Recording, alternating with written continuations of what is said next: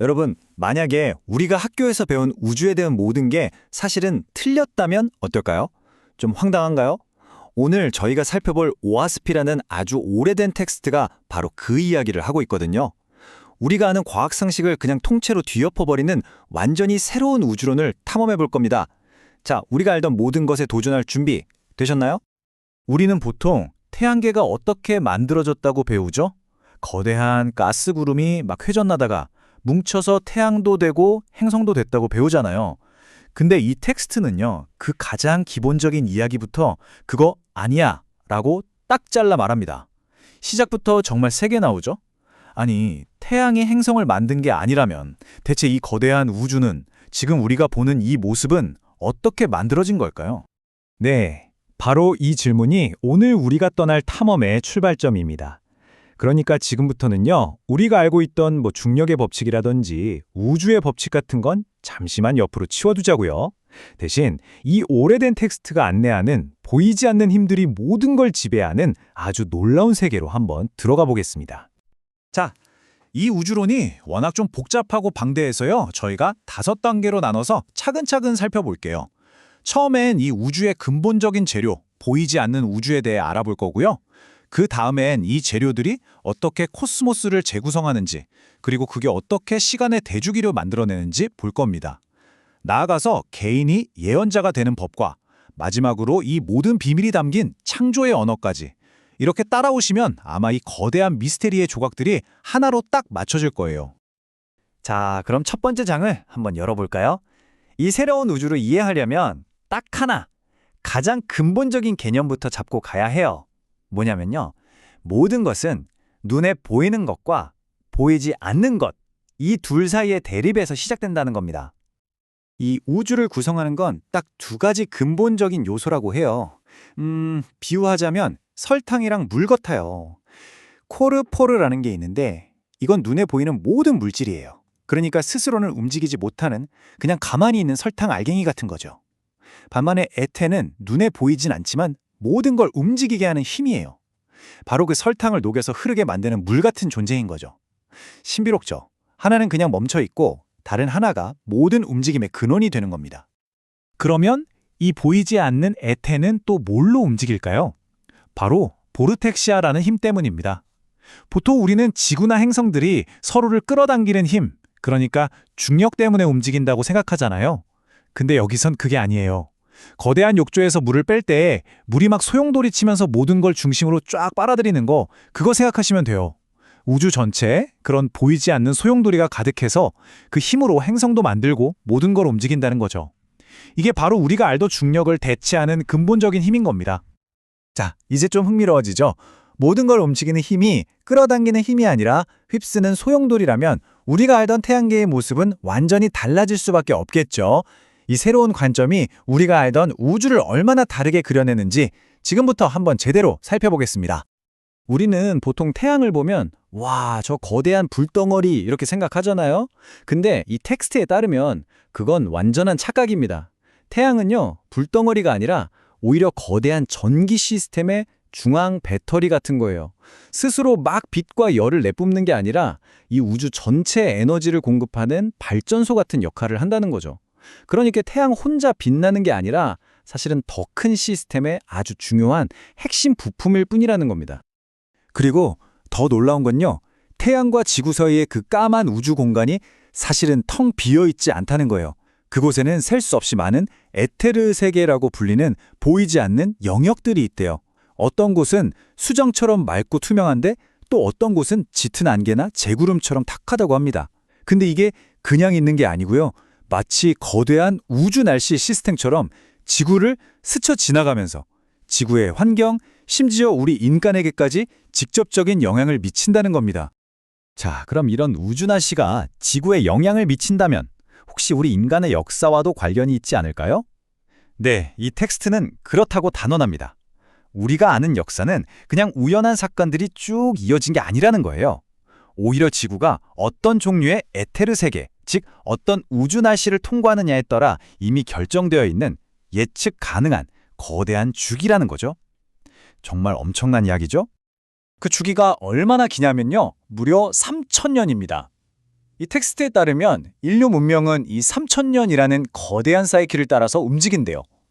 이 긴 시간 동안 인류는 영적으로 크게 깨어나는 아주 밝은 시대를 경험하기도 하고 반대로 모든 것이 암흑에 빠지는 시기를 겪기도 하면서 계속해서 오르락내리락, 상승과 하강을 반복한다는 겁니다.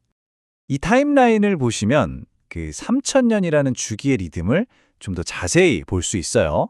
자, 지구가 긍정적인 에너지가 가득한 우주 공간을 지날 때 처음 400년 동안은 사람들의 덕성이 막 살아나요. 그 다음 700년 동안은 지성이 최고조에 달했다가 서서히 쇠퇴하고요.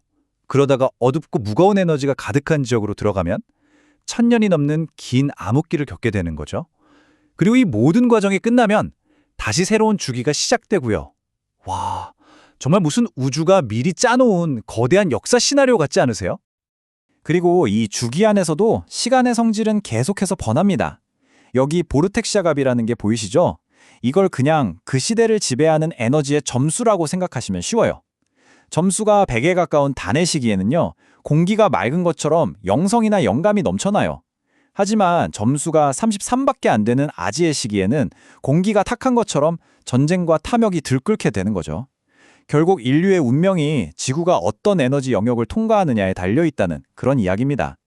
자, 그럼 이런 생각이 들죠. 이렇게 거대한 우주의 흐름이 우리 운명을 다 결정해버린다면 그럼 우리 개인은 그냥 무력하게 휩쓸려 다녀야만 하는 걸까요? 꼭 그렇지만은 않다고 합니다. 이제부터는 이 거대한 우주의 힘을 개인이 어떻게 알아차리고 그 속에서 자기 길을 찾아갈 수 있는지 그 방법에 대해 한번 알아보겠습니다. 이게 정말 중요한 질문이죠. 이 거대한 순환의 파도에 그냥 떠내려가는 게 아니라 파도의 흐름을 미리 읽고 능숙하게 파도를 타는 방법은 없을까?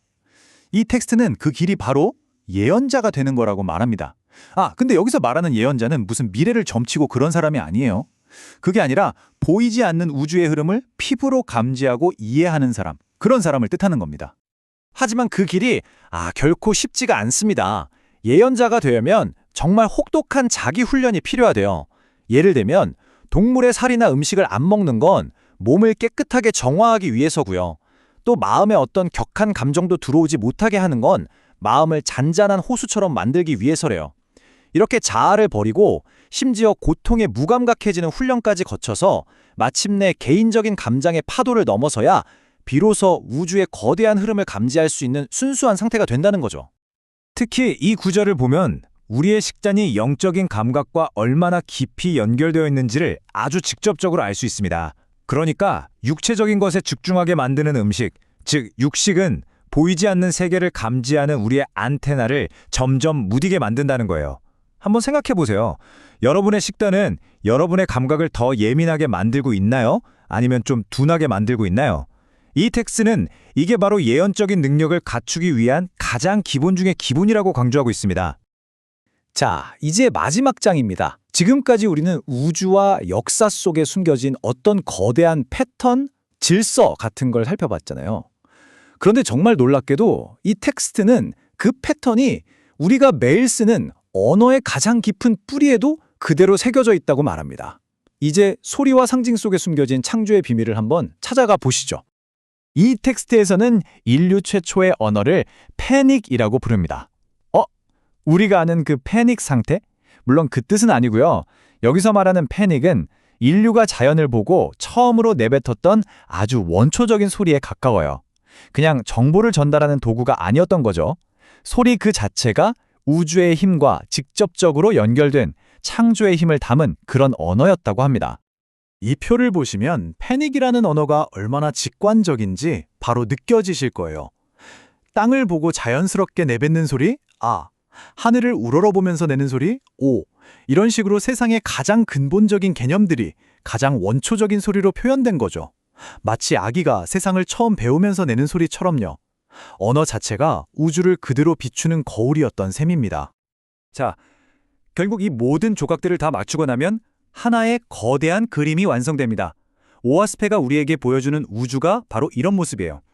저 멀리 행성의 거대한 궤도부터 한 국가가 흥하고 망하는 역사, 그리고 지금 우리가 내뱉는 이 작은 소리 하나에 이르기까지 이 모든 것이 보이지 않는 하나의 절대적인 질서 안에서 완벽하게 연결되어 움직이고 있다는 것.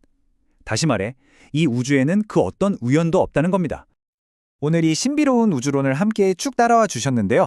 마지막으로 이 질문 하나를 여러분께 던지면서 마무리할까 합니다.